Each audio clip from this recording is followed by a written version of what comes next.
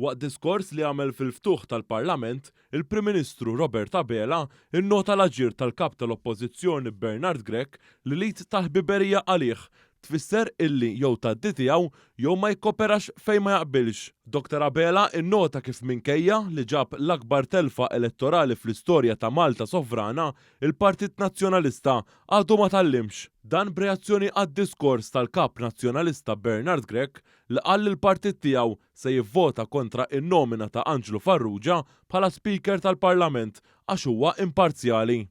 Mhux talli jidher b'mod ċar li ma nbidel xejn fuq in-naħa tal-Oppożizzjoni, talli għall-kap tal-Oppożizzjoni, għall-ħabib tiegħi il-kap tal-Oppożizzjoni, li tal-ħbiberija taf xi tfisser? Illi tgħaddi tiegħu fuq kollox.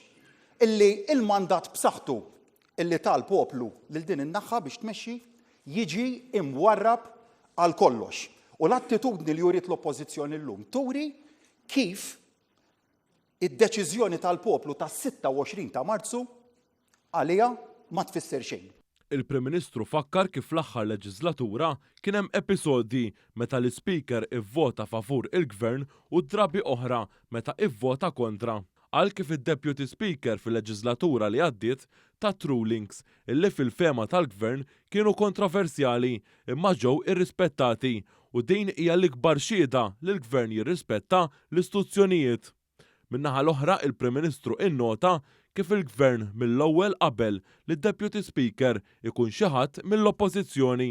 Mhux biss bilna dwar il-prinċipju mal-Oppożizzjoni, bilna wkoll dwar in-nominat min-naħa tal-Oppożizzjoni u min-naħa tal-kap tal-Oppożizzjoni nnifsu meta resqu l-isem tal-Onorevoli David Agius mill-ewwel issenjalajna l-intenzjoni tagħna li niddeċiedu li nivvutaw favur kif se nkunu qegħdin nagħmlu llum. Dr. Abela temm jittama li din ma tkunx l-attitudni tal-Oppożizzjoni tul din il-leġislatura.